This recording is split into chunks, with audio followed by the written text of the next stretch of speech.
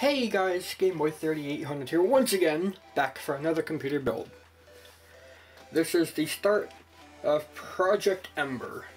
Now I have most of the parts with me. I have the motherboard, the Fury X, and the Core i7 6700K, along with the case that's in the background here. The case will be its own video. I'll do an unboxing and a review of it. Well, at the same time as building and doing part 2 of this setup thing here. So today we're going to be putting in the CPU, installing the CPU cooler, and just prepping the rest of the system to go into case. The hard drive I have is a white label WD SSHD. It is a hybrid drive with a 16 gigabyte cache, which is actually quite high. I'm going to open it up there.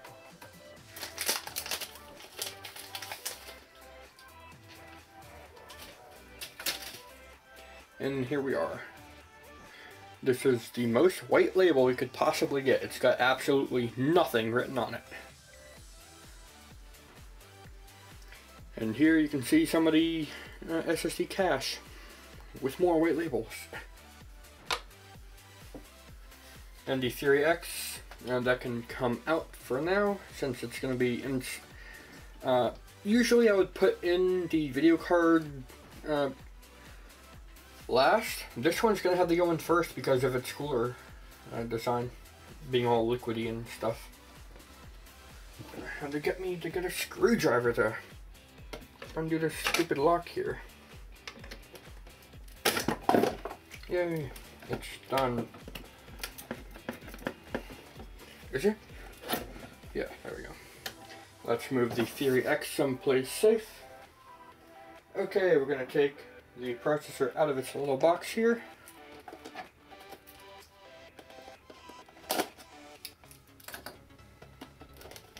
Seal is broken. And out she comes.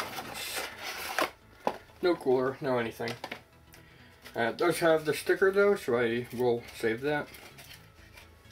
Let's get the CPU installed. Just kind of speeding through this because I want to get inside the case and make sure that's all good to go. Alright, there's the processor. I will give it one coating in rubbing alcohol and clean it up before I put the cooler on.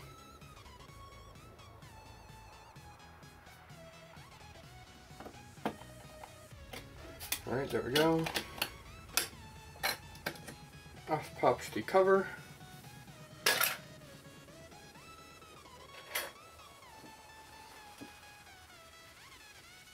I give it one small dose of rubbing alcohol cleaning.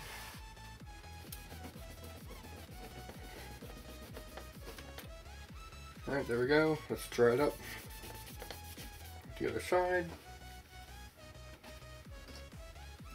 Toss that and that. And put all the other pieces up top.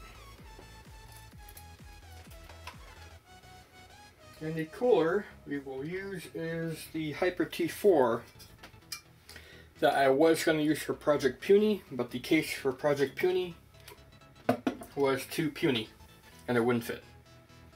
So I kept it for a build like this.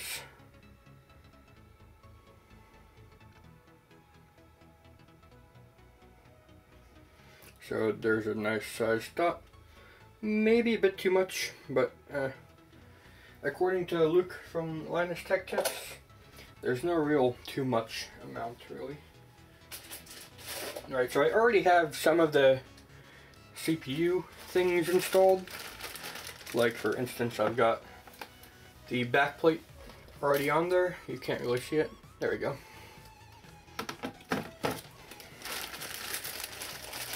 So now that sped that process up by quite a bit. Alright, there's the clip to hold down the cooler.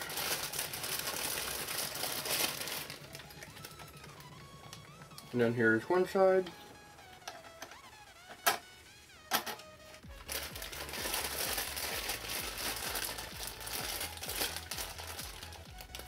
And then here's the others. Alright, goes on.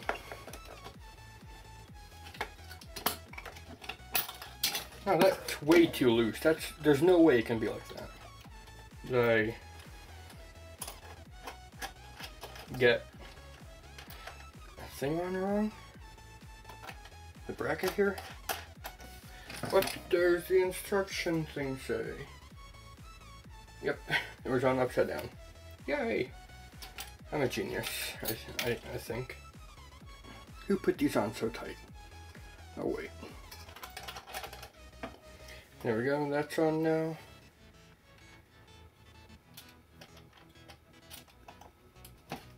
There we go, that's good and tight now. That's not coming off, I hope.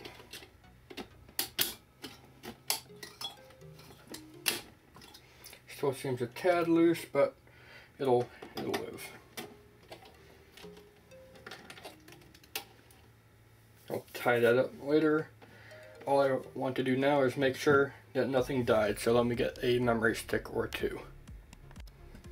Okay, I just tested it with this shoddy old power supply and this shoddy old NVIDIA Quadro card and all the PCIe slots, and they all worked fine. Even though there is a kind of nasty scratch on it.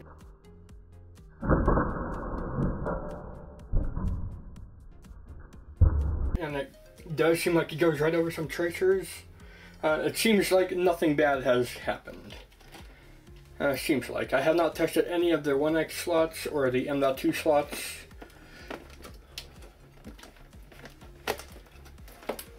And I only had a 20 pin to the motherboard and the 4 pin to the CPU. Needs a 24 pin and an 8 pin.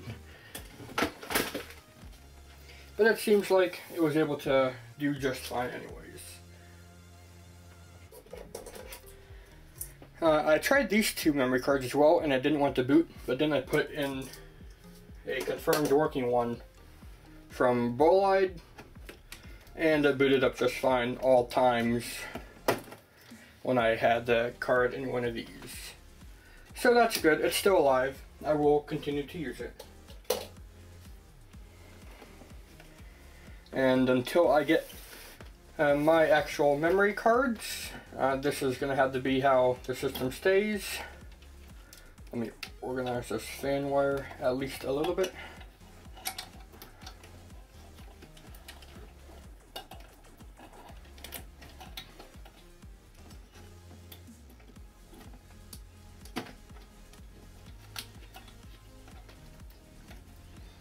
There we go. It's kind of out of the way. I'll probably cut off the yellow tag, but you know.